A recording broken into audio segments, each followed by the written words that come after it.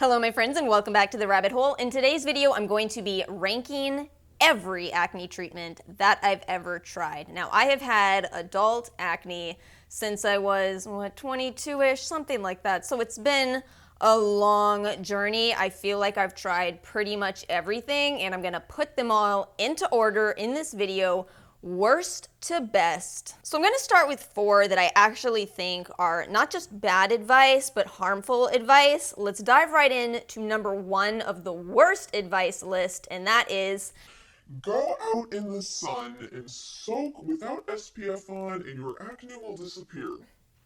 right, because switching acne for skin cancer is always a brilliant idea. What bothers me so much about this is 2019 and this myth is still being perpetuated. The only way that you could have any actual evidence behind this is by claiming that you could have a vitamin D deficiency if you don't get enough sunlight, which is true, but I highly recommend that you supplement with vitamin D. This is what I started taking. I don't worry about vitamin D deficiency. Even if you don't go with HUM, there's a ton of different options out there.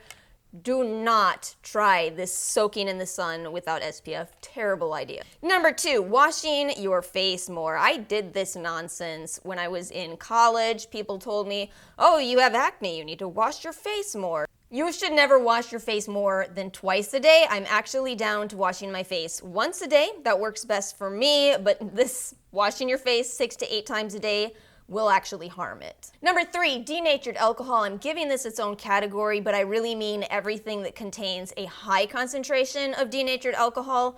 I know this isn't the most popular opinion, but I actually don't have bad results if I use products with a very low percentage of alcohol in them. However, if that percentage is high, I'm gonna run into issues. So ye old Clinique toners, those old witch hazel toners, dabbing 91% alcohol on my face with a cotton swab.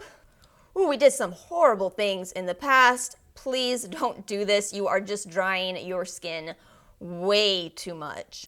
Number 4, don't use oils. You guys know all these Facebook advice specialists, I mean your friends, will tell you do not use oils on your face if you have acne. This is just not true, especially if you have the skin type that I have, which is dry skin with acne. It's gonna get so much worse. In complete truth, I do so much better when I do use an oil. This is The Ordinary's 100% plant-derived squalane.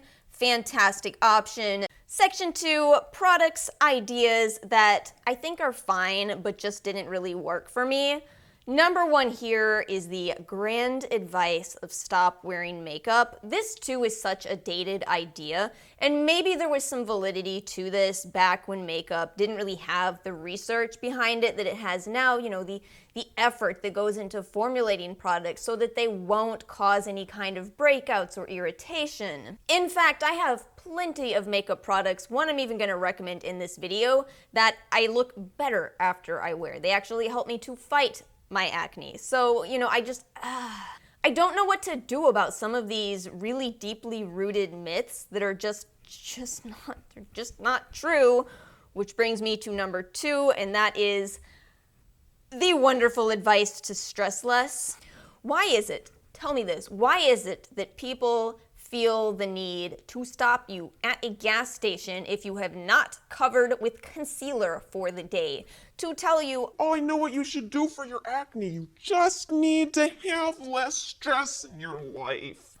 dear stranger, thank you for the unsolicited life advice, but are you not aware that by stopping me and telling me that you have noticed my acne, my stress levels just raised higher and higher? You know what, bottom line with both of these and the next one too is that stopping somebody to tell them that you have suggestions for their acne when you probably wash your face with shampoo is very frustrating. People with acne don't want to hear it. We see it every morning when we get up. We count how much new pimples we have for the day.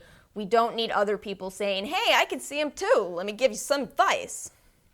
I'm sorry, I got really emotional over these, but it's because I'm tired of it. I'm so tired of advice. Number 3, cutting out dairy and chocolate and any other dietary advice related to acne. I think what's so funny about this one too is that I've had tons of people tell me to stop eating dairy, and I don't drink milk.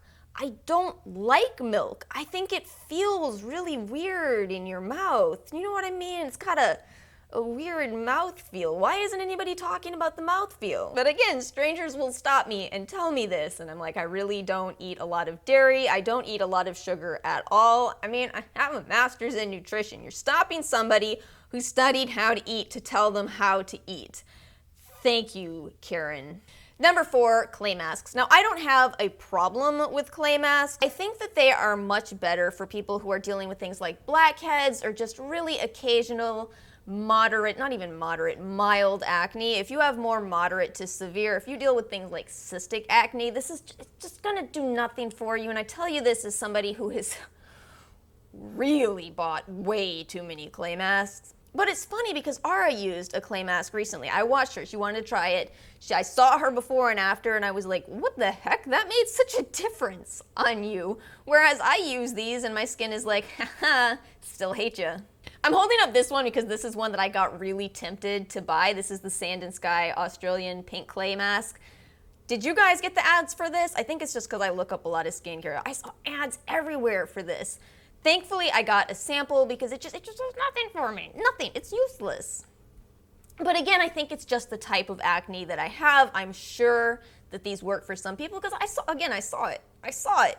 Just doesn't do much for me. Number 5 here is benzoyl peroxide. This is a very, very common treatment available at the drugstore. Dermatologists will prescribe it. There is one really simple reason why I don't like benzoyl peroxide, and that's the staining. In case nobody's told you this, if you use benzoyl peroxide, it will get everywhere. It will get all over your clothes, it will get all over your pillowcase, it will get all over your bed sheets. Or maybe this is a testament to me being some kind of wild sleeper. I don't know. It's a possibility that I might sleep like puppies. Have you ever watched a puppy sleep? It's adorable, but it's very active. I have sleeping problems, so, you know, again, this is me. This is my experience. This works really well for some people.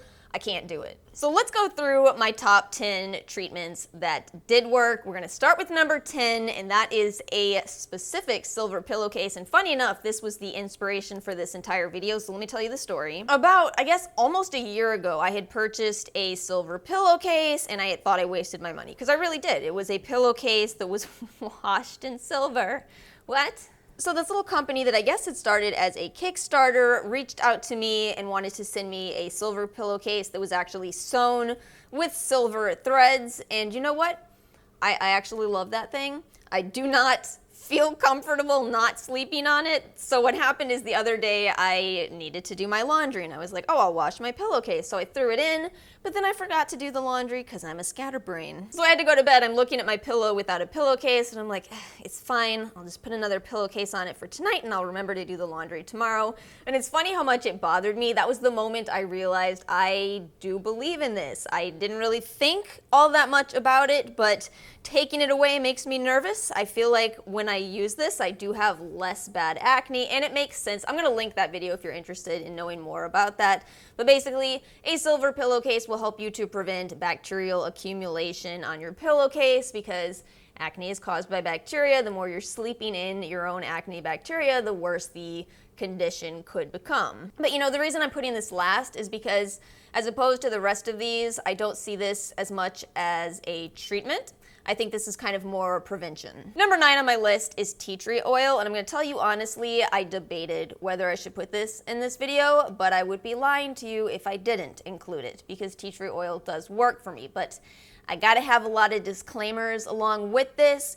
Tea tree oil, of course, is an essential oil. Essential oils are very, very intense. I've noticed so many people just kind of downplay the fact that there really are some very serious side effects with essential oils. You need to make sure that your skin can handle them, and even if your skin can, you do not want to be using 100% essential oils in kind of any application. I would recommend not going over 15% concentrations, and even with that, I dilute this further. Because here's the thing, what I worry about is I worry that if I'm just gonna say tea tree oil worked, that somebody would go to their health food store and buy 100% tea tree oil, put it on their face, and then come back to me and say, Alice, why'd my face burn off? Why'd you tell me to do this thing? Because percentage matters so much. You need so little of tea tree oil to see the results. Number 8 is gentle cleansers. I went and grabbed the one that I'm using right now. We'll be doing a Pixi review soon. It's going well, of course. I love Pixi so much.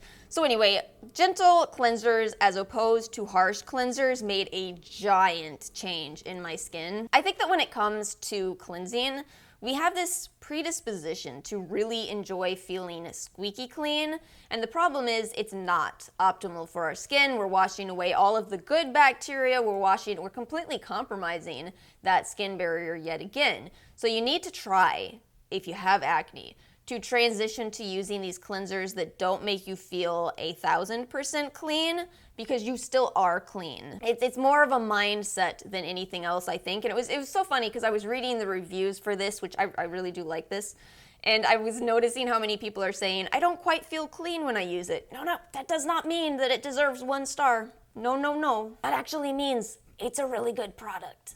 Number 7 is AHAs. I really do believe in the power of AHAs, but I'm going to tell you the real truth about using them.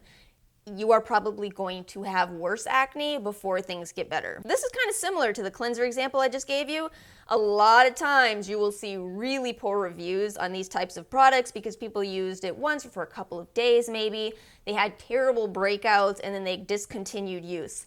It was actually working. Probably your skin was purging. Now, granted, it could have been irritation as well. I'm going to link that video. Even though it's really old, I do stand by it. The other thing with AHAs that I do feel kind of cautious about is please don't just fill your routine with AHAs in every single step of your skincare. Please do not buy every AHA product that The Ordinary has and try to use it on your face all at once. You should pick one place for your AHAs in your routine, use it no more than once a day, and observe the results, because you really and truly can damage your moisture barrier with too much AHAs. And then number 6 is antioxidants. I really do believe in antioxidants, but I don't think that antioxidants on their own are going to completely heal acne. Rather, I think they play a role in helping to fight it. So let me kind of do some explaining here. So we found that people who have acne have fewer antioxidants present on the surface of their skin. Now, antioxidants correlate with anti-inflammation. And basically what this boils down to is that inflamed skin can be the breeding ground for acne. It can kind of just make it so that acne is able to flourish. Let me give you a real life example of this. So I talk a lot about how I can't really use chemical sunscreens because I will break out, but there's a few more steps involved in between the act of me putting a chemical sunscreen on and seeing pimples appear on my skin. So I do have some kind of an allergy to chemical sunscreens. It compromises my skin, and therefore my skin becomes inflamed. Once my skin is inflamed, the acne that is already present on my skin is able to flourish, populate, create pimples, and then I have breakouts. It is not this simple, this causes this, it's this cascade. So again, since antioxidants help to prevent that inflammation, what happens is you have less of a breeding ground for acne. So some of the examples here would be vitamin C. I've got the Skin Diva 20% vitamin C and E with ferulic acid serum. The NYX Honey Do Me Up Primer with honey. What else do we have? We've got green tea. Oh, how'd I almost forget turmeric? That's actually one of my favorite ingredients in skincare as well.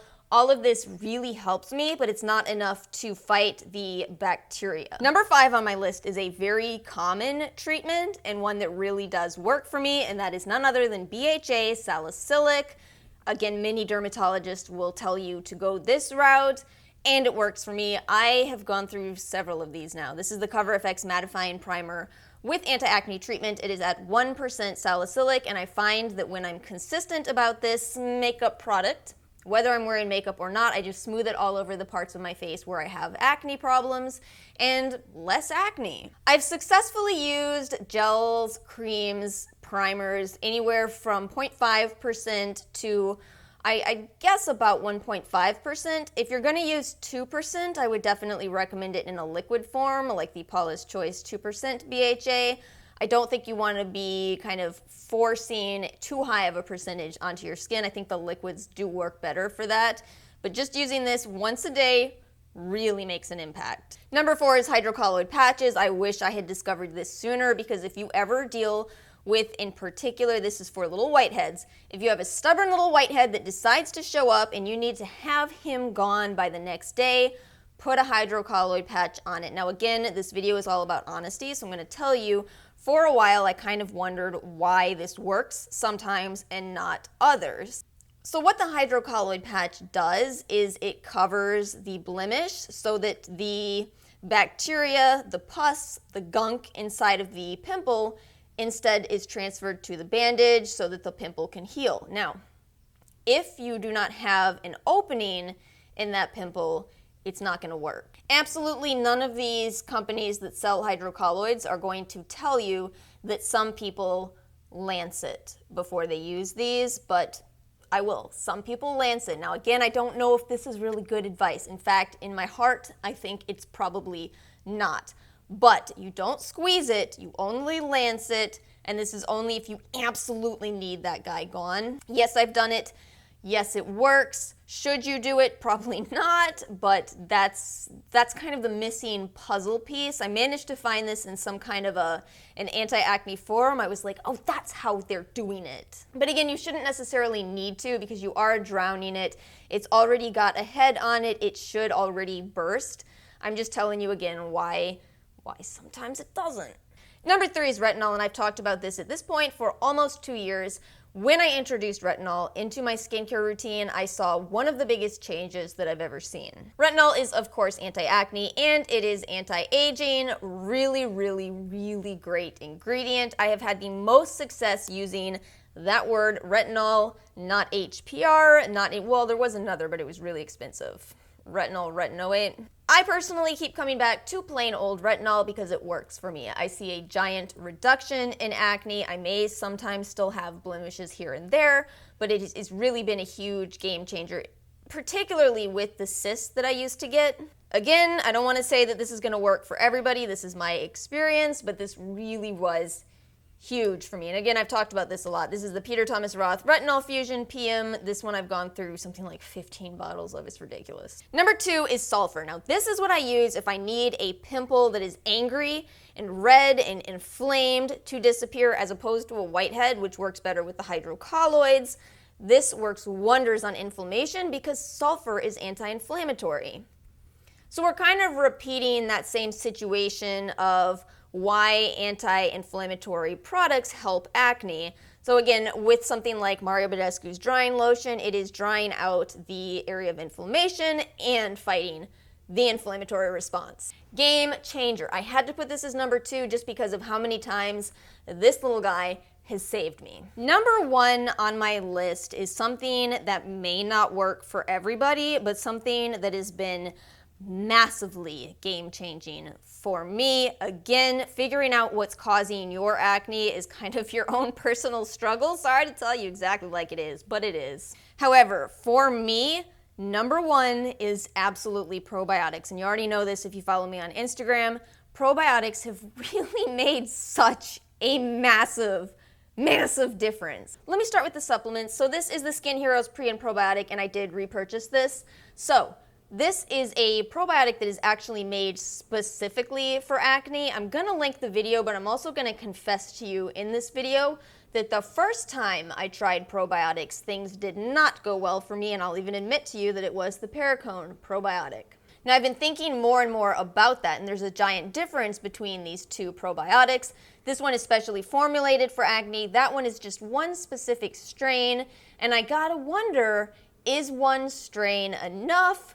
If you only take one strain, are you massively overpopulating the gut with only one strain of bacteria and causing different problems? I don't know. All I know is when I took that one, I actually had worse acne. What about topicals, right? I have had really good results with topicals as well. At this point, I don't want to be without probiotics anywhere. And again, I have explained this in other videos, but I'll do it again real quickly here. So basically, your skin has good bacteria on it that fights the bad bacteria, and then you have bad bacteria as well. As long as you are, washing your face at all, you are washing away both the bad and the good bacteria. So it's all about making things much more in balance. If your skin naturally is not holding on to enough of those good bacteria, you might want to add some. This one was sent to me by Lovely Skin. This is the Globiotics Probiotic Hydroglow Cream Oil. Absolutely beautiful product. Oh my gosh, I had such gorgeous skin during my Lovely Skin trial. I love this so much. And these 2 that Saturday Skin did send me, this is the Bright Potion Probiotic Power Serum, I've raved about this. I think this is an incredible option, and probably if you're only going to buy one of these products, I would probably start with this just because of the impact that a serum can have over a moisturizer. But if you want to make a full probiotics routine, then we also have the Pretty Pop Probiotic Power Whipped Cream. This is a beautiful moisturizer. It's a very light texture, plays really well with makeup, loaded with lactobacillus and other probiotics. Beautiful, beautiful products. I definitely recommend these two together, plus that if you really want to go all out, but again, you don't need to. If you just want one, I would go with the serum, and I would probably go with the supplements. But that's just me. That's what worked for me. Again, with this type of video, it's all about what works for the person who is speaking, and it may or may not work for you guys, but I am so glad to be where I am today compared to where I was just a couple of years ago. So thank you guys so much for watching. Please, as always, feel free to leave your thoughts in the comments section. I read every one of them. You all know I do. See you guys next time.